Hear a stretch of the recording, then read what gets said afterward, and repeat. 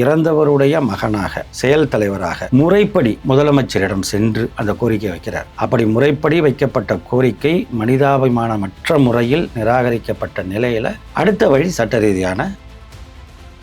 கலைஞர் கருணாநிதி உடல்நிலை சரியில்லாதப்ப இன்றைய முதல்வர் ஸ்டாலின் அவர்கள் வீட்டில் சிறை வச்சிருந்தான்னு ஒரு குற்றச்சாட்டு வைக்கிறாரு.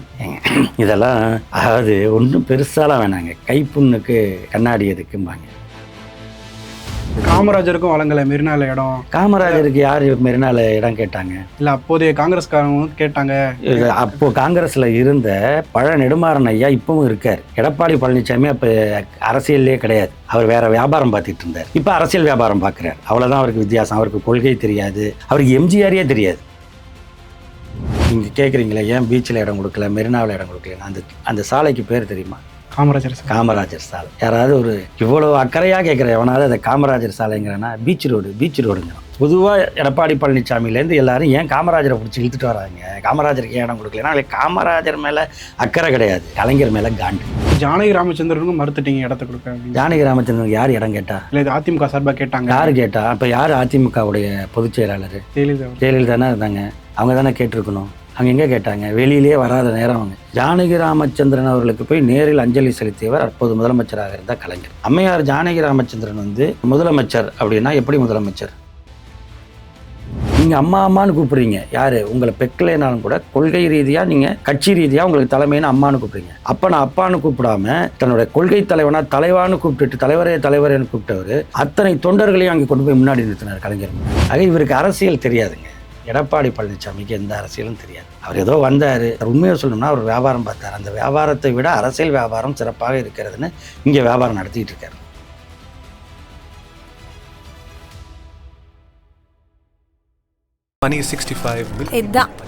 இது மட்டும்தான் பனியன்னா milky mist, only milky mist. Aachi masala, எந்த சமையலும் ருசி தேடும் ரகசியம். 20 ரூபாய். சார் வணக்கம். சார் வணக்கம் சார். கலைஞர் கருணாநிதி அவர்களுக்கு மெரினால உடல் நல்லடக்கம் செய்ய எப்படி சார் அந்த இடத்த எப்படி சார் வாங்கினீங்க? அப்போ என்ன சார் நடந்துச்சு?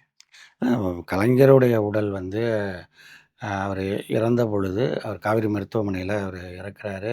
இந்த மருத்துவமனையில் அவர் இருந்த ஏறத்தாழ 10 நாட்களும் பார்த்திங்கன்னா தொண்டர்கள் ரொம்ப உணர்ச்சி பூர்வமாக அங்கே குழுமி இருந்து இந்த முழக்கங்களை எழுப்பி எழுந்து வா தலைவா, எழுந்து வா தலைவான்னு அந்த ஒரு உணர்வுபூர்வமான முழக்கங்களை எழுப்பி அது அந்த இடமே ஒரு ஏதோ ஒரு கட்சி அலுவலகம் மாதிரியான அந்த ஒரு அண்ணா அறிவாலயத்தை அங்கே ரீப்ளேஸ் பண்ணிட்ட மாதிரி தான் காவேரிக்கு ரீப்ளேஸ். ஏன்னா அவரே காவிரி கரைக்காரர், டெல்டாக்காரர் தான் கலைஞர். இதை மருத்துவமனை பேரும் காவிரி. அந்த இடமே உங்களுக்கு ஒரு இது மாதிரி அந்த உணர்வு கொந்தளிப்பாக அது இருந்துச்சு. எல்லா உணர்ச்சிகளின் ஒரு இதாக இருந்துச்சு. அந்த நிலையில் அவர் இறப்பை அறிவித்த இந்த ஆகஸ்ட் மாதம் பார்த்திங்கன்னா 7ஆம் தேதி அன்று மாலையே எல்லாருக்கும் அடுத்த நொடியே எல்லாருடைய மனநிலையும் என்னென்னா கலைஞர் மெரினாவில் அவர் உடல் அடக்கம் செய்யப்படணும். ஏன்னா அது கலைஞருடைய விருப்பம். அது தன்னுடைய உடல் அங்கே அடக்கம் பண்ணணும். ஏன் அப்படின்னா ஒரு மெரினாவில் அடக்கமாகிறதுங்கிறத வேற ஒன்றும் இல்லை. அவருக்கு அண்ணாவை அங்கே அவர் அடக்கம் செஞ்சார். 69 அண்ணா மறைந்த பொழுது அவர் உடலை அங்கே அடக்கம் பண்ணவர் கலைஞர். அப்போ அவர் ஒரு பொயட்டிக்காக ஒன்று சொல்கிறார் இலக்கியத்தில். அதாவது இரங்கல் இலக்கியம் அப்படின்னு நம்ம எடுத்துக்கலாம். அதாவது ஒருத்தங்க இறக்கும் பொழுது வெளிப்படுத்துகிற அந்த உணர்ச்சி கவிதைகள் இருக்குல்ல, யாராக இருந்தாலும் சரி. அது நேரு, காந்தி எல்லாருக்குமே அப்போ கண்ணதாசன்லாம் நிறைய கவிதை எழுதியிருக்காரு, நேருக்கெல்லாம் எழுதியிருக்காரு. அது மாதிரி ஒவ்வொருத்தங்களுக்கும் எழுதியிருக்காங்க. அப்படிப்பட்ட இலக்கியங்கள், அந்த இரங்கல் இலக்கியம்னு சொல்கிறதுல கலைஞரோட இதில் என்னன்னா, அவர் அந்த அண்ணாவை பற்றி எழுதிய கவிதையில் கடைசியாக என்ன சொல்கிறார்? எழுந்து வா அண்ணா, எழுந்து வா அப்படின்னு சொல்லி, நீ வரமாட்டேன் எனக்கு தெரியும் அண்ணா. அப்போ என்ன கேட்குறாருன்னா, அவர் அதில் சொல்லிட்டு, நான் உன்னை தேடி வரும் வரையில் உன் இதயத்தை இரவலாக தா அண்ணா அப்படின்னு கேட்குறேன். அந்த இதயத்தை இரவலாக கொடு அப்படின்னு. அப்போ நான் அதாவது உன்னுடைய இதயத்தை, நீ வரமாட்ட, உன் இதயத்தை இரவலாக கொடு, நான் உன்னை தேடி வரும் பொழுது உன்னுடைய காலடியில் அதை நான் சமர்ப்பிக்கிறேன், கால்மலரில் அதை சமர்ப்பிக்கிறேன்னு அவர் அதை முடிச்சிருப்பார். ஸோ இது என்ன அப்படின்னா, அவருக்கான ஒரு விருப்பம் அண்ணனுக்கு பக்கத்தில் அதில் இருக்கணும் அப்படிங்கிறது அவருடைய விருப்பம். இந்த விருப்பத்தை தொண்டர்கள் மனதில் இருக்குது. அப்போ கழகத்தின் செயல் தலைவராக இருக்கக்கூடிய இன்றைய கழகத் தலைவர் முதலமைச்சருக்கு அது மு.க. ஸ்டாலின் அவர்கள் அதை முன்னெடுக்கிறார். அப்போ கலைஞருடைய உடல்நிலை டவுன் ஆகிடுச்சு. அப்படிங்கும் பொழுது இனி சில மணி நேரங்கள் தான் அவர் வந்து இதாக இருப்பாருங்கும் பொழுதே குடும்பத்தோட போய் அவர் வந்து எல்லாரையும் கலைஞருடைய பிள்ளைகள் எல்லாரையும் அழைச்சிக்கிட்டு தான் அன்றைக்கு முதலமைச்சராக இருந்த எடப்பாடி பழனிசாமிகிட்ட போய் கேட்குறார். ஏன்னா எம்ஜிஆர் எப்படி வந்து அண்ணா மாதிரியே அண்ணாவுக்கு அடுத்தபடியாக மெரினாவில் அடக்கம் செய்யப்பட்டவர் எம்ஜிஆர். அவர் 1987 டிசம்பர் 24 மரணம் அடைந்தனால மறுநாள் கிறிஸ்மஸ் நாள் அன்னைக்கு அவரை அங்கே அடக்கம் பண்ணுறாங்க. அப்போ அதன் பிறகு அந்த கட்சிக்கு பொறுப்பேற்று வந்த ஜெயலலிதா அவர்கள் வந்து ஒரு 3 முறை 4 முறை முதலமைச்சராகி அதன் பிறகு வந்து அவங்க இறந்து போகும் பொழுதும் அவங்க உடலும் அங்கே தான் அடக்கம் செய்யப்படுது. அப்போ அதனால எல்லாருக்குமே பொதுவாகவே அந்த நேரத்தில் இருந்ததுன்னா கலைஞருக்கு அங்கே இடம் கொடுத்துருவாங்கல்ல சார் அப்படிங்கிறது தான் சாதாரண மக்களுடைய கேள்வியாக இருந்துச்சு. இது வந்து எல்லாருடைய எதிர்பார்ப்பும் அதுதான். மக்களே அந்த முடிவு கொண்டுட்டாங்க. பொதுமக்களே மன ரீதியாக கலைஞருக்கு அங்கே தான் எப்படி எம்ஜிஆர் பக்கத்தில் அவங்க கட்சியோடைய அடுத்து வந்த ஜெயலலிதாவோ அது மாதிரி அண்ணா உருவாக்கின கட்சி அதுக்கு அடுத்து இந்த கட்சியை கட்டி காத்த 50 ஆண்டுகள் ஒரு கட்சிக்கு தலைவராக இருந்து வந்தவர் அங்கே தானே இருப்பாருங்கிறது எல்லாருக்குமே இருந்தது. தொண்டர்களுக்கு அது பெரிய விருப்பமாக வந்தது. கழகத் தலைவர் என்ற முறையில் அவர் அதை முன்னெடுத்து ஒரு கட்சி தலைவர் என்கிற தாண்டி அந்த கலைஞருடைய குடும்பத்தினர் அனைவரையும் ஒருங்கிணைச்சு அவர் தன் சகோதரர்கள் சகோதரியோட போய் எடப்பாடிகிட்ட கேட்குறாரு. அப்போ அவங்க அதை மறுத்துடுறாங்க.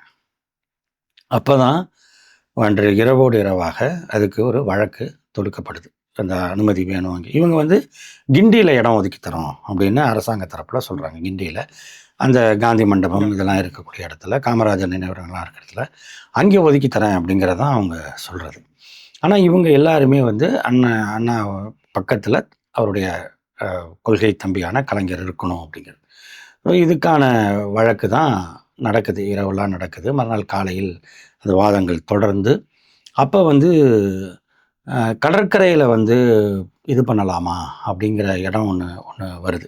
சட்ட சிக்கல்லாம் வருது. அது வந்து கூவத்தை ஒட்டிய பகுதி. அது என்னென்னா இந்த பக்கம் வர தான் இப்போ நல்லா பார்த்தீங்கன்னா அந்த நேப்பியர் பாலம் அப்படின்னு சொல்லுவோம். நேப்பியர் பாலம்ங்கிறது கூவத்து மேலே கட்டப்பட்டிருக்கிறது தான் நேப்பியர் பாலம். அதை ஒட்டி வரக்கூடிய பகுதி தான் இந்த அண்ணா சமாதி வரும். அதை தாண்டியது தான் வந்து எம்ஜிஆருடைய சமாதி வரும். ஸோ இந்த பகுதி வந்து அந்த வரையறையில் எதில் வருது, எந்த நிர்வாகத்தில் வருது, அதன் பிறகு அதுக்காக ஏற்கனவே தொடரப்பட்ட வழக்குகள், அது தொடரப்பட்ட சில இயக்கங்களும் அந்த வழக்குகளை தொடர்ந்துச்சு. அவங்களோடலாம் இது பண்ணதும் அவங்க எல்லாருமே கலைஞருக்காக வித்ட்ரா பண்ணிக்கிறாங்க. இன்க்ளூடிங் அரசியல் கட்சிகள் கூட, கலைஞருடன் முரண்பட்டிருந்த அரசியல் கட்சிகள் கூட, அதாவது திமுகவுடன் முரண்பட்டிருந்த அரசியல் கட்சிகள் கூட கலைஞருக்கு அந்த இடம் கொடுக்கறது, கலைஞரை விமர்சித்தவர்கள் கூட. ஆனால் நியாயமாக வந்து கலைஞருக்கு அங்கே இடம் கொடுக்கறது சரியாக தான் இருக்கும். ஒரு மூத்த தலைவர் அவருக்கு வந்து அங்கே இடத்த கொடுக்கணும் அப்படிங்கிறதுல எல்லாருமே அதுக்கு ஒப்புக்கொள்கிறாங்க. வழக்குகளை அவங்க திரும்ப பெற்றுக்கிறாங்க. அதனால் அன்று அதாவது ஆகஸ்ட் 8ஆம் தேதி மதியம் வந்து உங்களுக்கு அந்த அறிவிப்பு வருது. அந்த அறிவிப்பு வந்து அதாவது நீதிமன்றம் நீதிபதி அவரோட விசாரித்து அதோட தீர்ப்பை சொல்கிறார். அப்போ தான் அந்த அறிவிப்பு தொலைக்காட்சிகளில் வருது. கலைஞருக்கு மெரினாவில் இடம் ஒதுக்க நீதிமன்றம் அனுமதி அப்படின்னு. உடனே பணிகள் இங்கே நடக்குது. ஏன் அப்படின்னா இதில் வந்து இதுக்கு உடனே அப்பீல் போகலாம். அப்போ என்னன்னா எல்லாருடைய உணர்வும் இதுக்கு உடல் எடுக்கிறதுக்குள்ளே 1000 தடைகளை கொடுத்துருவாங்களே. ஏன்னா இதுக்கு அனுமதிக்க மாட்டேன்னு சொன்னேன். இவங்க வந்து இன்றைய முதல்வரே நான் கையெடுத்து கும்பிட்டேன் அப்போது, ஆனால் அப்போ வாய்ப்பு வழங்கலை. ஆமாம், அது கேட்குறாரு. அது ஒரு மகனாகவும், ஏன்னா அவர் வந்து அவருக்கு தந்தை, அவருடைய அரசியலுக்கு அவர் தலைவர், ரெண்டுமே அவர் தான். அப்போ கூட அந்த இறந்த பொழுது அவர் ஒன்று எழுதியிருந்தார். யார் இன்றைக்கு இருக்கக்கூடிய கழகத் தலைவர் முதலமைச்சர் வந்து அன்றைக்கு என்ன எழுதியிருந்தார்னா ஒரு அறிக்கை, இரங்கல் அறிக்கையில் அவர் என்ன சொல்கிறாருன்னா, உங்களை ஒரு முறை அப்பா என்று அழைத்து கொள்ளட்டுமா தலைவரே அப்படிங்கிறதான். ஏன்னா அப்பான்னு கூப்பிட்ட காலத்தை விட தலைவர்னு அவர் கூப்பிட்டா தான் இது நாங்கள்லாம் எல்லாருமே கட்சியினர் எல்லாருமே பார்த்துருக்குறாங்க, கட்சி தொண்டர்கள் பார்த்துருக்காங்க, பொதுவானவங்க பார்த்துருக்காங்க. அவர்கிட்ட போனாலே இருங்க தலைவர் மேலே இருக்கார், வந்ததும் பார்த்து பேசிக்கலாம் அப்படின்னு நிர்வாகிகள்கிட்ட சொல்லுவார். வந்ததும் பேசிக்குவோம், இல்லை நான் தலைவர்கிட்ட சொல்லிடுறேன், நான் தலைவர்கிட்ட பார்த்துருக்கேன். அப்பா அப்படின்னு சொல்ல மாதிரி இல்லை. எங்கள் கோபாலபுரத்தில் இருந்தாலுமே சொல்கிறேன், சண்முகநாதன் சார் இருந்தால் கூட அவர்கிட்ட போய் அவர் உதவியாளர் அவர்கிட்ட என்ன கேட்பாருன்னா தலைவரை பார்க்க முடியுமா அப்படின்னு தான் கேட்பார் இவர். அதனால் தலைவர்னு சொன்னால் தான் எல்லாரும் சொல்கிறது. ஏன்னா இவரும் கழகத்தில் ஒரு உடன்பிறப்பு, கழகத்தில் ஒரு தொண்டர். அப்போ அது தலைவரே தலைவரேன்னு சொன்னால் இன்றைக்கி ஒரு நாள் அப்பான்னு கூப்பிட்டுக்கிட்டுமான்னு கேட்கக்கூடிய இடம் இருக்குன்னா இந்த உணர்வு எப்படிப்பட்டது அப்படிங்கிறது நீங்கள் அது அது அந்த அந்த கொள்கை உணர்வோடு இருக்கிறவங்களுக்கு தான் தெரியும். கொள்கையே இல்லை, அது என்ன கொள்கைன்னே தெரியாதவங்களுக்கு இது புரியாது. அப்போ எடப்பாடி பழனிசாமி கைவிட்ட நிலையில் அந்த அரசு, எடப்பாடி பழனிசாமி தலைமையிலான அதிமுக அரசு யாருக்கு பயந்துச்சு, யாருடைய நிர்பந்தம், அதெல்லாம் தெரியாது. அது அவருக்கு தான் தெரியும்.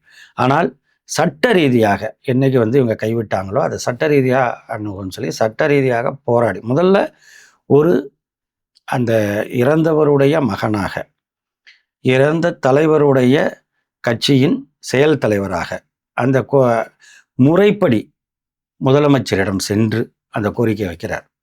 அப்படி முறைப்படி வைக்கப்பட்ட கோரிக்கை மனிதாபிமானமற்ற முறையில் நிராகரிக்கப்பட்ட நிலையில் அடுத்த வழி சட்ட ரீதியான அதுக்கான முயற்சி தான். அந்த சட்ட போராட்டத்தில் வென்று கலைஞர் ஒரு போராளி. கடைசியாக தனக்கான இடத்தையும் அவர் எல்லாருக்கும் இடஒதுக்கீடு கொடுத்தவர். எல்லா சமூகத்துக்கும் இடஒதுக்கீடை வழங்கி இன்றைக்கி 69 விழுக்காடு இடஒதுக்கீடு தமிழ்நாட்டில் இருக்குன்னா அந்த 69க்கு கொண்டு வந்து நிறுத்தியவர் கலைஞர். எல்லாருக்கும் இடம் கொடுத்த கலைஞருக்கு அவர் விரும்பிய மெரினாவில் இடம் கிடைக்க செய்த சட்ட போராட்டத்தை நடத்தியவர் இந்த முதலமைச்சர், இன்றைக்கு இருக்கக்கூடிய முதலமைச்சர் இன்றைக்கு. அந்த உத்தரவு வந்த பொழுது அவர் அந்த ராஜாஜி ஹாலில் அவர்கிட்டேருந்து வெளிப்பட்ட அந்த உணர்வு இருக்குல்ல, அப்படியே கையெடுத்து கும்பிட்டு எல்லாரையும் இது பண்ணிட்டு அப்போ தான் அவர் அவ்வளவு நேரம் தேக்கி வச்சிருந்த உணர்ச்சிகளை வெளிப்படுத்துகிறார். ஆமாம், அது அது அது பஸ்ட் ஆகுது. அது என்னன்னா இது அது வரைக்கும் அவர் இதை காட்டிக்கல. அப்படியே என்ன நடக்குது, ஏது என்ன பண்ணலாம், ஒருவேளை உத்தரவு மாறி வந்திருந்தா நம்ம தொண்டர்கள் என்ன மனநிலையில் இருப்பாங்க, அவங்கள எப்படி சமாளிக்கிறது. ஏன்னா அவரை பொறுத்த வரைக்கும் எது சட்ட ரீதியானதோ அதுதான் அவர் அணுகி போகிற வழக்கம் உடையவர். அப்போ ஒரு சட்ட ரீதியாகவும் நமக்கு கிடைக்கலன்னா என்ன பண்ணுறது அப்படிங்கிறப்ப அந்த இதெல்லாம் உள்ளே வச்சுருந்தவர் அப்படியே இது பண்ணிட்டார். இப்போ என்ன அப்படின்னா, கலைஞர் ஒரு இலக்கியத்தை எழுதினார். இரவலை உன் இதயத்தை இரவலாக தான்னா என்ன ஒரு இலக்கியமாக கலைஞர் சொன்னார். அதை நான் திரும்பி வரப்போ உன்னிட்ட ஒப்படைச்சிருவேன் என்னான்னு சொன்னார். அந்த இலக்கியத்தை வரலாறாக மாற்றியவர் தான் இன்றைக்கு இருக்கக்கூடிய கழகத் தலைவர். அவருக்கு சட்ட ரீதியாக அந்த இடத்தை கிடைக்க செய்து அந்த இடத்திலேயே அவர் அடக்கம் செய்ததன் மூலமாக அண்ணாவிடம் இரவலாக பெற்ற இதயத்தை ஒப்படைத்து அண்ணாவிற்கு அருகிலேயே நான் உன்னை தேடி வரும் பொழுது அதை அப்படியே ஒப்படைப்பேன்னு சொன்ன மாதிரியே ஒப்படைக்க செய்த ஒரு வரலாற்றை படைத்தவர் இன்றைய தலைவர். இதெல்லாம் இல்லாமல் இன்றைக்கி தேர்தல் பிரச்சாரத்துக்காக இதை எடப்பாடி பழனிசாமி பேசுவது என்பது ஒரு எதிர்க்கட்சி தலைவராக ஒரு முதலமைச்சராக இருந்தவருக்கு பொதுவாகவே தமிழ்நாட்டு அரசியலில் காமராஜரை எதிர்த்து திமுக பேசியிருக்கு, ராஜாஜி எதிர்த்து. காமராஜருக்கும் வழங்கலை மெரினால இடம். காமராஜருக்கு யார் மெரினால இடம் கேட்டாங்க? இல்லை, அப்போதைய காங்கிரஸ்காரங்க கேட்டாங்க. அப்போ காங்கிரஸில் இருந்த பழ நெடுமாறன் ஐயா இப்பவும் இருக்கார். எடப்பாடி பழனிசாமி அப்போ அரசியல்லே கிடையாது, அவர் வேற வியாபாரம் பார்த்துட்டு இருந்தார். இப்போ அரசியல் வியாபாரம் பார்க்குறார், அவ்வளோதான் அவருக்கு வித்தியாசம். அவருக்கு கொள்கை தெரியாது, அவருக்கு எம்ஜிஆரே தெரியாது. அதிமுகவின் பொதுச் செயலாளர் என்று சொல்லிக் கொள்கிற எடப்பாடி பழனிசாமிக்கு அதிமுகவைக்கு உருவாக்கிய எம்ஜிஆரை பற்றியும் தெரியாது. அண்ணா திராவிட முன்னேற்றக் கழகம், அதில் அண்ணா யாருன்னு தெரியாது, திராவிடம்னா என்னன்னு தெரியாது, முன்னேற்றம்னாலும் என்னென்ன. முன்னேற்றம்னா அவர் குடும்ப முன்னேற்றம் தான், சம்பந்தி முன்னேற்றம், மகன் முன்னேற்றம். அவர் காமராஜருடைய அந்த இறப்பின் பொழுது என்ன நடந்தது, அவரை அடக்கம் செய்ய நினைச்சது சத்தியம் இதில் காங்கிரஸ் தேனாம்பேட்டை காங்கிரஸ் கிரவுண்டில். இப்போ அந்த மூப்பனாருடைய சமாதி இருக்குல்ல, அங்கே அந்த பகுதி தான், அதான் தேனாம்பேட்டை காங்கிரஸ் மைதானம்ங்கிறது. காங்கிரஸ் தலைவர்கள் முடிவு பண்ணி தங்களுக்கான அந்த இடத்துல அடக்கம் பண்ணணும்னு சொல்லும் பொழுது அன்றைக்கு முதலமைச்சராக இருந்த கலைஞர், எப்போ எமர்ஜென்சி பீரியட், அது எமர்ஜென்சி வந்ததில் காமராஜருக்கு பெரிய மன வருத்தம் உண்டு. அவங்க ஸ்தாபன காங்கிரஸ், இந்திரா அம்மையார் அவங்க தான் எமர்ஜென்சியை கொண்டு வராங்க, அவங்க இந்திரா காங்கிரஸ். அந்த நேரத்தில் அவர்களுக்காக அதை பண்ணும் பொழுது அப்போ இவங்க இங்கே அடக்கம் பண்ணுறான்னு சொல்கிறப்ப கலைஞர் தான் என்ன பண்ணுறாரு, ஒரு முதலமைச்சராக இருக்கார். பல ஸ்தாபன காங்கிரஸ் தலைவர்கள் கைது செய்யப்பட்டிருக்கிறார்கள். ஆனால் காமராஜரை கலைஞர் அந்த இடத்துக்கெல்லாம் அவர் கைதாகாமலும் பார்த்துக்கிட்டாரு. அதை தாண்டி அவர் இறந்த என்னைக்குன்னா அது அக்டோபர் 2 காந்தி ஜெயந்தி, காந்தி பிறந்தநாள், மகாத்மா காந்தி பிறந்த நாள்னால காந்தி ஜெயந்தி. ஒரு காந்தியின் தொண்டராக, காந்தியின் தலைமையை ஏற்று சுதந்திர போராட்டத்தில் ஈடுபட்ட ஒரு தொண்டராக இருந்தவர் காமராஜர். காந்திய நெறிப்படி, அது இன்னும் சொல்லப்போனால் கருப்பு காந்தி என்று சொல்லக்கூடிய அளவுக்கு அவருடைய ஒரு எளிமை வாழ்க்கை முறை எல்லாம் இருந்துச்சு. நேருவுடன் இணைந்து அவர் வந்து ஒரு அந்த துணையாக இருந்தவர். பின்னாடி நேருவுக்கு பிறகும் அந்த இயக்கத்தை வழிநடத்துறதுக்கான ஆலோசனைகளை வழங்கக்கூடிய கிங் மேக்கராக இருந்தவர். அப்படிப்பட்டவர் ஒரு காந்தியின் வழியில் வந்தவர். ஒரு காந்தி ஜெயந்தி அன்னைக்கு இறந்திருக்காரு. அதனால காந்தி மண்டபத்திற்கு பக்கத்தில் அவர் அடக்கம் செய்யலான்னு சொல்லி அவரை வந்து அந்த இடத்தில் வந்து அடக்கம் செய்தவர் வந்து கலைஞர், முத்தமிழறிஞர் கலைஞர். அப்போ வந்து அது ஒரே காடாக இருக்குது. அதுக்கு முன்னாடி காந்தி மண்டபத்துக்கு இந்த பக்கம் பார்த்தீங்கன்னா இந்த இப்போ இருக்கும் கிண்டி நேஷ்னல் பார்க் இருக்கும். அதுக்கு பக்கத்தில் அந்த கிண்டி பார்க்குக்கு பக்கத்துலேயே ராஜாஜிக்கு ஒரு நினைவாலயம்னே இருக்கும் அந்த இடத்துல. ஏன்னா அவரும் காந்தியோட இதாக இருந்தவரால் அவருக்கு இந்த பக்கம் அவருக்கு கட்டி, கலைஞர் வந்து ராமரை விமர்சித்து ராமாயணத்தை விமர்சிச்செல்லாம் அவர் கடைசி வரைக்கும் பேசியிருந்தாலும் கூட ராஜாஜிக்கு வந்து ராமாயணத்தின் மீது ரொம்ப பிடித்தம் உண்டு. ராஜாஜியும் ராமாயணம் மகாபாரதம் உண்மை என்று சொன்னதில்லை, அது ஒரு கதை என்றாலும் அதில் இருக்கக்கூடிய அம்சங்களை ரொம்ப சிறப்பாக விளக்கி சக்கரவர்த்தி திருமகன் என்று ராமாயணத்தை வந்து தமிழில் அவர் வந்து ஒரு கதையாக எழுதியவர். அதனால் அவருக்கு அதை பிடிக்குங்கிறனால அந்த ராமருக்கு பட்டாபிஷேகம் சுற்றப்ப வைக்கிற மகுடம் மாதிரியே அந்த ராஜாஜியோட இதை அமைச்சிருப்பார். அதே மாதிரி காமராஜருடைய இடத்துக்கு வந்து பண்ணும் பொழுது அங்கே காங்கிரஸ் தலைவர்கள்ட்ட அவர் பேசுகிறார், ஏங்க நீங்கள் இங்கே கொண்டு வந்து வைங்க, நான் பார்த்துக்கிறேன். அன்னைக்கு இரவோடு இரவாக போய் அந்த இடத்த சுத்தம் பண்ணி, அது ஒரு காடாக இருக்குது, அது ஒரு முள்காடுகள் இதாக இருந்ததை நின்று மழை வேற பெய்யுது, சேரும் சகதியுமாக இருக்கிற இடத்துல இவரே முண்டாசு கட்டிக்கிட்டு முதலமைச்சர் மற்றும் மற்ற வாகனங்களில் இருக்கக்கூடிய அந்த காரோடைய ஹெட்லைட்டை போட்டு அந்த இடத்த க்ளீன் பண்ணி நாளைக்குள்ளே எல்லாம் ரெடி ஆகணும். ஏன்னா பிரைம் மினிஸ்டரும் வராங்க, வந்து அது இது பண்ணும் பொழுதுக்குள்ளே எல்லாம் ரெடி ஆகணும்னு சொல்லி இரவோடு இரவாக அந்த இடத்த தூய்மைப்படுத்தியது மட்டுமல்ல, மறுநாள் அங்கே வந்து இது பண்ணி அந்த சிதைக்கு தீ மூட்டுறாங்க. அது வந்து அவரோடது எரிக்கப்பட்டது. ஆமாம் ஆமாம், இங்கே எல்லாமே புதைக்கப்படுறது, எங்கள் மெரினாவில். ஆமாம், இது வந்து எரிக்கப்படுறது. அதனால் அங்கே வச்சு அதை முறைப்படி அவங்க காமராஜருடைய உறவினர்கள் அவர்கள் முறைப்படி அதை வந்து செய்ய சொல்லிட்டு பின்னர் அங்கே வந்து அவருக்கு காமராஜருக்கான நினைவு மண்டபத்தையும் கட்டுறார். அந்த நினைவு மண்டபத்தை கட்டினது மட்டுமல்ல, அங்கே என்ன வைக்கலாம், ஒரு இப்போ நான் சொன்னேன்ல ராஜாஜிக்கு வந்து அந்த ராமருடைய இதை வச்சார் அப்படிங்கிற மாதிரி இங்கே என்ன வைக்கலாம் அப்படிங்கும் பொழுது அன்றைக்கு இந்திரா காங்கிரஸ் ஆட்சியில் இருக்கிறது, அதனுடைய சின்னம் பசுவும் கன்றும், ஸ்தாபன காங்கிரஸின் சின்னம் ராட்டை, காந்தி சுத்தினார்ல அந்த ராட்டை தான் அவங்க தேர்தல் சின்னம். அந்த ராட்டையை முகப்பில் வைத்தவர். இப்பவும் போய் பாருங்கள், அங்கே போனால் அந்த ராட்டை இருக்கும். இந்திரா காந்தி பிரதமர் கோச்சுக்குவாரா கோச்சுக்க மாட்டாரான்லாம் முதலமைச்சர் நினைக்கல. காமராஜருக்கு உரிய சின்னம் அங்கே இருக்கணும், காமராஜருக்கு உரிய அடையாளம் அங்கே இருக்கணும்னு சொல்லி பண்ணவர். அது மட்டுமல்ல, இந்த நீங்கள் கேட்குறீங்களே ஏன் பீச்சில் இடம் கொடுக்கல, மெரினாவில் இடம் கொடுக்கல, அந்த சாலைக்கு பேர் தெரியுமா? காமராஜர் சாலை. யாராவது ஒரு இவ்வளோ அக்கறையாக கேட்குற எவனாவது அதை காமராஜர் சாலைங்கிறனா பீச் ரோடுங்கிறான். அவனுக்கு உண்மையிலே என்னன்னா, பொதுவாக எடப்பாடி பழனிசாமியிலேருந்து எல்லாரும் ஏன் காமராஜரை பிடிச்சி இழுத்துட்டு வராங்க, காமராஜருக்கு ஏன் இடம் கொடுக்கலன்னா அவங்களுக்கு காமராஜர் மேலே அக்கறை கிடையாது, கலைஞர் மேலே காண்டு. இதுதான் அவர் வந்து ஒரு மகனை போல் அதை செய்தார் அப்படிங்கிறது இருக்குது. இன்னும் நீங்கள் உங்களுக்கு வேணும்னா நான் சொல்கிறது எடப்பாடி பழனிசாமிக்கு உண்மையே சொல்கிறேன், அந்த நேரத்தில் அவர்லாம் அரசியல்வாதியெல்லாம் ஆகலை, அவருக்கு தெரியாது. இன்றைக்கும் அன்றைக்கு காமராஜருடன் இருந்த அந்த ஸ்தாபன காங்கிரஸுக்கு பொறுப்பாக இருந்த பழநெடுமாறன் இப்பவும் இருக்கார். அவர் போல் கலைஞரை விமர்சித்த ஆளே கிடையாது. ஈழப்பிரச்சனை வரைக்கும், அதை காங்கிரஸ் திமுக பிரச்சனையிலேருந்து ஈழப்பிரச்சனை வரைக்கும் கலைஞரை விமர்சித்ததில், கடுமையாக விமர்சித்ததில் நெடுமாறனை போல் ஒருவரை நீங்கள் பார்க்க முடியாது. ஆனால் அவர்கிட்ட போய் கேளுங்க, இப்பவும் கேளுங்க, காமராஜருடைய இறப்பின் போது அவருக்கு என்ன கலைஞர் இடம் கொடுக்க மாட்டேன்னு சொன்னாரா, மெரினால என்ன நடந்தது அப்படின்னு அவர் கேளுங்க. அவர் ஏற்கனவே அதுக்கான பேட்டியை கொடுத்துருக்காரு, கலைஞர் இறந்தப்பையே கொடுத்துருக்காரு, இப்பவும் அவர் இருக்கார். அவரை வந்து கேட்டால் உண்மை தெரியும். எடப்பாடி பழனிசாமிக்கு எழுதி கொடுக்குறாரு, படிக்க தான் தெரியும். ஜானகி ராமச்சந்திரனுக்கும் மறுத்துட்டீங்க இடத்த கொடுக்க. ஜானகி ராமச்சந்திரன் யார் இடம் கேட்டா? இல்லை, இது அதிமுக சார்பாக கேட்டாங்க. யார் கேட்டா? இப்போ யார் அதிமுகவுடைய பொதுச் செயலாளர்? ஜெயலலிதா இருந்தாங்க, அவங்க தானே கேட்டிருக்கணும்.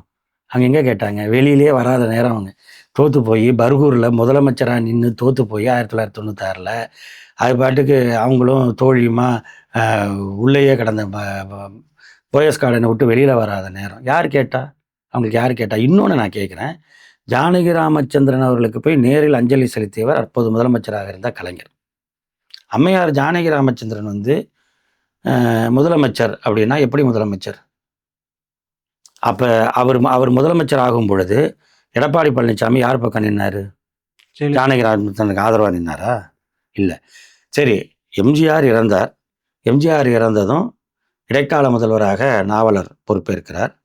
அதன் பிறகு யார் முதலமைச்சர் அப்படின்னு தேர்ந்தெடுக்க வரும் பொழுது 2 குரூப்பாக இருக்குது. ஒன்று ஆர்.எம். வீரப்பன் அணி, இன்னொன்று வந்து ஜெயலலிதா அணி. இது எம்ஜிஆர் இருக்கிறப்பயே இருந்த அணி தான். இது ஒன்றும் புது அணியெல்லாம் கிடையாது. அப்போ எல்லாருக்குமே தெரியும். அதனால தான் எம்ஜிஆரே தன்னுடைய உயிலில் என் மறைவுக்கு பிறகு கட்சி 2ஆக பிளவுபட்டால் இந்த சொத்துக்கள் என்ன ஆகுங்கிறதையும் குறிப்பிட்டு வச்சிருக்காரு. இந்த சொத்துக்களை யார் யார் நிர்வகிக்கணும், கட்சிக்கு என்னென்ன சொத்து அப்படிங்கிறதெல்லாம் அவர் அதில் எழுதிட்டு, என் மறைவுக்கு பிறகு கட்சி பிளவுபட்டால் என்ன, இந்த சொத்துக்களை எங்கே கொண்டு போகணுன்னா, அவர் நடத்துகிற அந்த காது கேளாதோர், வாய்ப்பேச இயலாதோருங்கிறான மாற்றுத்திறனாளிகளுக்கான பள்ளிக்கு அதை கொடுக்கணும், இதுக்கு கொடுக்கணும்னு அவர் அதை எழுதியிருக்கார். ஏன் எழுதினார்? அவர் இருக்கிறப்பயே கட்சி 2ஆக தான் இருந்துச்சு. அது இந்த பக்கம் அவர் ஜெயலலிதாவுடைய எம்பி பதவி மட்டும்தான் அவங்கள்ட்ட, அந்த கொள்கை பரப்பு செயலாளர் பதவியிலேருந்து எல்லாத்தையும் பறிச்சுட்டார். எம்ஜிஆரே அப்போ பறிச்சுட்டு, இவங்களோட யாரும் அரசியல் ரீதியாக தொடர்பு வச்சுக்கக்கூடாது அதிமுகவினர் யாருன்னு அறிக்கை கொடுத்தவர் தான் எம்ஜிஆர். அண்ணா பத்திரிகையில் அப்போ எம்ஜிஆர் நடத்திய அதிகாரப்பூர்வ அதிமுகவின் பத்திரிகை பேர் அண்ணா. அதுலேயே அது வந்தது. அது மாதிரி இந்த பக்கம் ஆர்.எம். வீரப்பன் சைடில் இருந்த மந்திரிகள் பல பேரை அவர் வந்து பதவி பறிப்பு பண்ணுறார். காளிமுத்து உட்பட அவங்களெல்லாம் மினிஸ்ட்ரியிலேருந்து எடுக்கிறார். இப்படி அவர் பேலன்ஸ் இதையும் அதையும் போட்டு பேலன்ஸ் பண்ணிவிட்டு அவர் ஒரு இது பண்ணிகிட்டு இருந்தார். அது அப்போ உள்ளது. அப்போல்லாம் எடப்பாடி பழனிசாமி எங்கே இருந்தார்? ஜானகி அம்மையாரை கொண்டு வராங்க எம்ஜிஆர் மறைவுக்கு பிறகு. அப்போ தான் ரெண்டு ஃபேக்ஷனாக வரும்பொழுது ஏறத்தாழ 93 பேர் வந்து ஆர்.எம். வீரப்பன் அணியில் இருக்காங்க.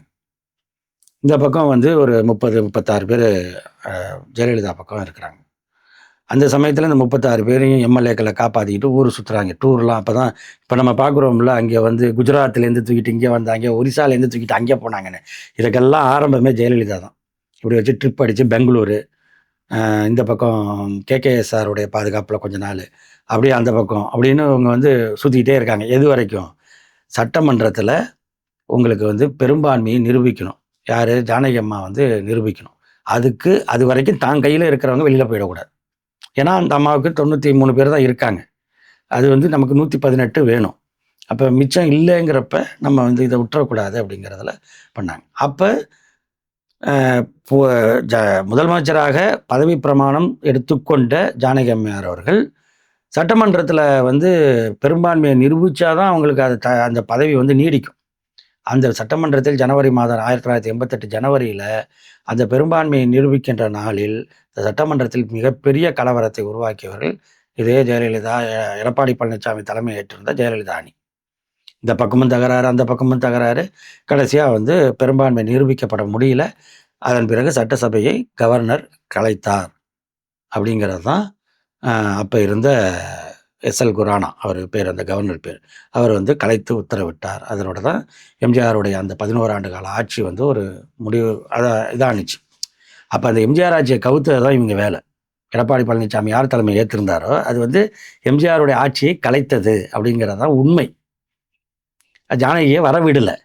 ஜானகியை முதலமைச்சராகவே நிரூபிக்க விடாமல் ஜானகி அம்மையாருக்கு வந்து மெரினாவில் இடம் கொடுக்கலைங்கிறதான் இந்த கதையெல்லாம் வந்து காது எல்லாருக்குமே குத்தி இருக்கும். ஏதோ காதுக்குள்ளே கேட்குறதுக்கு ஒரு ஹோல் இருக்குங்கிறதுக்காக எல்லாத்தையும் வந்து சொல்லக்கூடாது அதில். ஆக இவருக்கு அரசியல் தெரியாதுங்க. எடப்பாடி பழனிசாமிக்கு எந்த அரசியலும் தெரியாது. அவர் ஏதோ வந்தார், அவர் ஒரு வியாபாரம் பார்த்தார். உண்மையை சொல்லணும்னா அவர் வியாபாரம் பார்த்தார். அந்த வியாபாரத்தை விட அரசியல் வியாபாரம் சிறப்பாக இருக்கிறதுன்னு இங்கே வியாபாரம் நடத்திக்கிட்டு இருக்காரு. கலைஞர் கருணாநிதி உடல்நிலை சரியில்லாதப்ப இன்றைய முதல்வர் ஸ்டாலின் அவர்கள் வீட்டில் சிறை வச்சிருந்தான்னு ஒரு குற்றச்சாட்டு வைக்கிறாரு. இதெல்லாம் அதாவது ஒன்றும் பெருசாலாம் வேணாங்க. கைப்புண்ணுக்கு கண்ணாடி எதுக்கும்பாங்க. நீங்கள் சொல்கிற அதே காலகட்டத்தில் ஜெயலலிதா அவர்கள் மருத்துவமனையில் இருந்தாங்க. 75 நாள் அப்பல்லோ மருத்துவமனையில். நீங்கள் ஒரு ஊடகவியலாளர், நானும் பத்திரிகை துறையில் அந்த நேரத்தில் இருந்தோம். யாருக்காவது அங்கே உள்ள என்ன நடந்ததுன்னு அதிகாரப்பூர்வமாக ஏதாவது தெரியுமா? யாராவது ஒருத்தங்க சொல்லுங்கள். இதே எடப்பாடி பழனிசாமியால் சொல்ல முடியுமா? அன்றைக்கி ஜெயலலிதா எப்படி இருந்தார்? வந்து சொன்னவங்களாம் என்ன சொன்னாங்க? தாப்பாண்டியன் அவர்கள் மூத்த கம்யூனிஸ்ட் தலைவர், அவர் வந்தார். அவர்கிட்ட தான் கேட்டாங்க பத்திரிக்கை, நீங்கள் சொல்லுங்கள் ஐயா, உங்களுக்கு தெரியும்னு. நீங்கள் பார்த்தீர்களா? அவரை பார்த்தவர்களை பார்த்தோம், அவ்வளோதான். அப்போ அதாவது ஃபஸ்ட்டு இதாக யாருமே கிடையாது. எல்லாமே செகண்டு தேர்டு சோர்சஸ் தான் உங்களுக்கு கிடைக்கிறது. என்ன சொல்கிறதுனே தெரியாது. மருத்துவமனையை என்ன சொன்னிச்சு? அவங்களுக்கு காய்ச்சலும் நீர்ச்சத்து குறைபாடும் இருக்குன்னு சொன்னாங்க. காய்ச்சலுக்கும் நீர்ச்சத்து குறைபாடுக்கும் 75 நாள் ஹாஸ்பிட்டலில் இருந்ததை யாராவது எங்கேயாவது பார்த்துருக்கீங்களா? அதன் பிறகாவது அவங்களுக்கு ஏதாவது வந்து ஒரு இது மாதிரி இருக்குன்னு தெளிவான அறிக்கை எப்பயாவது வந்துதா? ரிச்சர்ட் பீலே வராரு. ஏன் வராரு? அவர் வந்து அந்த நுரையீரல் தொடர்பான தொற்றுக்கு ஒரு பெரிய மருத்துவர். நுரையீரல் தொற்று ஏற்பட்டால் அது நிமோனியா, அடுத்த கட்டம்னு போகிறத மருத்துவத்தில் சொல்லுவாங்க. அதோடைய பாதிப்பு எவ்வளவு அப்படின்னு தெரியும். அப்போ நீங்கள் கொண்டு போய் அட்மிட் பண்ணிவிட்டு காய்ச்சல் நீர்ச்சத்துன்னு சொல்லிட்டீங்க. அதுக்கப்புறம் ஒவ்வொருத்தவங்களா வராங்க. அதுக்கப்புறம் வென்டிலேட்டர் சப்போர்ட்டுங்கிறீங்க. அப்புறம் வந்து எல்லாமே பேசிவாக இருக்குங்கிறீங்க. ஆக்டிவாக இருக்குன்னு சொல்லலை. அதுக்கான ட்ரீட்மெண்ட்லாம் இப்படி தான் இருக்குங்க. அதாவது அவர் அதை ஏற்றுக்கொள்கிறாரா இல்லையாங்கிறது கூட உங்களுக்கு தெரியாது. உங்களால் அப்போ என்ன மாதிரி நிலையில் வச்சிருந்த பற்றி அப்போ நீங்கள் இந்த அவங்க அம்மானு கூப்பிட்டவங்க தானே நீங்கள்லாம். எடப்பாடி பழனிசாமி அவர் கூட இருக்கிறவங்க அம்மானு கூப்பிட்டாங்க. எங்கள் அம்மாவுக்கு என்ன ஆச்சுன்னு கேட்டது யாராவது இருக்காங்களா? ஆனால் அதே நேரத்தில் கலைஞர் காவேரி மருத்துவமனை முதல்ல சிகிச்சை பெற்றுட்டு ட்ரக்கோஸ்டமி பண்ணிட்டு வந்த பொழுது எத்தனை பேர் அவரை போய் சந்திச்சாங்க? எவ்வளோ பேர் அவரை பார்த்தாங்க? இது மறக்க முடியுமா? பிரதமர் மோடி வரைக்கும் வந்து பார்த்துட்டு போனார். என்ன அதில் வீட்டுச்சரை இருக்குது? உங்கள் கூட இருக்கிறவர் தான், கேளுங்க அவரை. அதே இதில் ஏன் வந்து அப்போலோவில் அது மாதிரி வந்து யாரும் வந்து பார்க்கல? வந்ததெல்லாம் யார்? வெங்கையா நாயுடு. அந்த அடுத்தடுத்து வந்தாங்களே, யாராவது உண்மையை சொன்னாங்களா?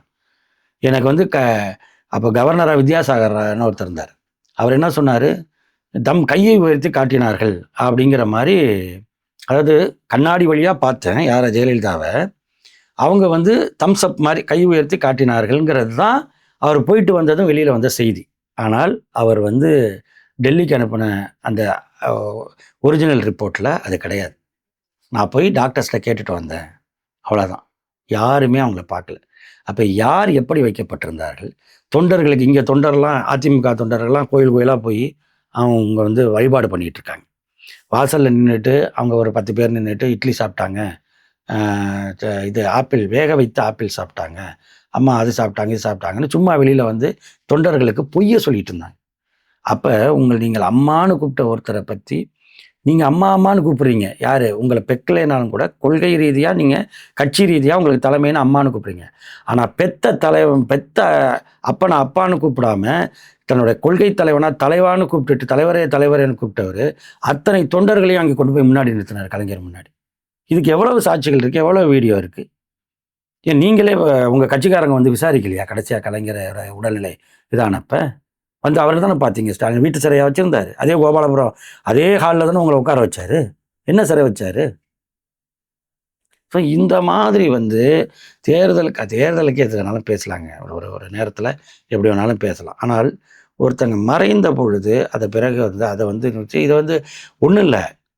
ஜெயலலிதாவுடைய அந்த மருத்துவமனை நாட்கள் எப்படி இருந்தது அப்படிங்கிறத வந்து விசாரிப்போம்னு சொல்லி அதுக்கு ஏற்கனவே போட்ட ஒரு கமிஷன் இருக்குது. அதை வந்து கொண்டு வருவோன்னு சொன்னது தான் போன முறை வந்து இன்றைய முதலமைச்சர் சொன்னது. அதுக்காக இவர் என்ன பண்ணுறாரு? நாங்கள் வந்து இதை சொல்லுவோம், அவர் பேசிட்டார், இவர் பேசிட்டார்.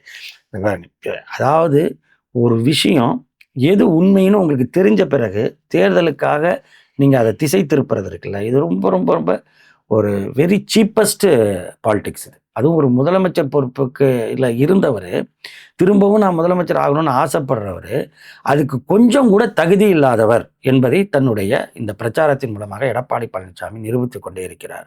கலைஞர் எப்படி இருந்தார் அந்த நேரத்தில் அப்படிங்கிறதுக்கு அவர் போய் பார்த்தவர்கள் அத்தனை பேர் இருக்காங்க, எவ்வளவோ பேர் இருக்காங்க. இன்றைக்கி அவங்க நீங்கள் இப்போ கூட சமூக வலைத்தளங்களில் பார்த்தீங்கன்னா கலைஞர் பிறந்த நாள் அப்பையோ அல்லது தங்களுடைய பிறந்த நாள் அப்பையோ அந்த கலைஞரோட எடுத்துக்கிட்ட அந்த ஃபோட்டோ, ட்ரக்கஸ்டமியோடு இருக்கிற ஃபோட்டோ அங்கே போய் நம்ம அவர் உடல்நலம் கொண்டிருந்த நேரத்தில் மருத்துவர் எழிலன் நாகநாதன் அவர் தான் பார்த்துக்கிறார். எழிலன் இப்போ எம்எல்ஏவா ஆயிரம் விளக்கு தொகுதி. அவர் பையன் பிரபாகரன், அவர் சின்ன பையன் கேட்பார், பேர் என்ன? பிரபாகரனா அப்படின்னு சொல்லிட்டு அவரோட விளையாடுவார்.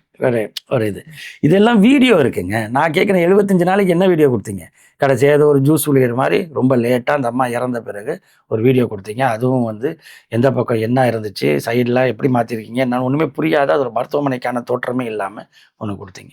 அப்போ அவங்க போயஸ் கார்டனிலிருந்து எப்படி அவர்கள் வந்து அப்போலோ மருத்துவமனைக்கு வந்தாங்கங்கிறதுக்கோ அன்னைக்கு அவங்க வந்த பொழுது ஏதாவது ஒரு சிசிடிவி கேமராவோட பதிவோ இருந்துச்சா? இல்லை. ஆனால் இவர் காவேரி மருத்துவமனை இது கோபாலபுரம் மருத்துவமனையிலிருந்து கோபாலபுரம் வீட்டிலிருந்து காவேரி மருத்துவமனைக்கு போகிற வரைக்குமான அத்தனை பதிவு இருக்குது. அதுவும் அந்த மாடிப்படியில் அவரை இறக்கி கொண்டு வரதுக்குள்ளே பட்ட பாடு நாங்களாம் கண்ணால் கண்டது. அந்த ஸ்ட்ரெச்சரை கொண்டு வர முடியல, உள்ளே தான் நிற்கிறேன். அந்த ஸ்ட்ரெச்சரை இப்படி மடக்கி கொண்டு வர இவங்கெல்லாம் சொல்லுவாங்க, நான் ஆசியாவில் 2வது பணக்காரர் கலைஞர் அப்படின்னு. அவெல்லாம் கிடையாது. அவ்வளோதான் அவருடைய வாழ்க்கைங்கிறது. அவர் ஒரு சிறந்த கலைஞராக, நிர்வாகியாக, முதலமைச்சராக, அரசியல் தலைவராக இருந்தார். ஆனால் அவர் வாழ்ந்த வாழ்க்கைங்கிறது அவருக்குரிய ஒரு வாழ்க்கை. அந்த படியில் கொண்டு வர முடியல அந்த ஸ்ட்ரெச்சரை. அது பிறகு அது அத்தனை பேரும் பார்க்குறாங்க. அதன் பிறகு அவரை வேனில் ஏற்றுறதையும் எல்லாரும் பார்க்குறாங்க. காவேரி ஹாஸ்பிட்டல் கொண்டு போய் பார்க்குறாங்க. 10 நாள் அவர் ட்ரீட்மெண்ட்டில் இருக்கார். ராகுல் காந்திலேருந்து எல்லாரும் வராங்க. இதில் எங்கே ஒளிவு மறைவு இருக்குது? அப்போ யார் துரோகம் பண்ணியிருக்கா? ஸ்டாலின் அவர்கள், இன்றைய கழகத் தலைவர், முதலமைச்சர் அவர்கள் தன்னுடைய அப்பாவிற்கு ஒரு பிள்ளையாக இருந்து எல்லாத்தையும் செஞ்சிருக்கார். ஆனால் எடப்பாடி பழனிசாமியும் அவருடைய கூட்டமும் அம்மா அம்மா என்று சொல்லிக்கொண்டு ஜெயலலிதாவைத்தான் அவருக்கு துரோகம் செஞ்சு அவங்க மரணமே எப்படி நடந்துச்சுன்னு ஒரு தொண்டனுக்கு கூட தெரியாம மறைச்சிருக்காங்க. நன்றி சார்.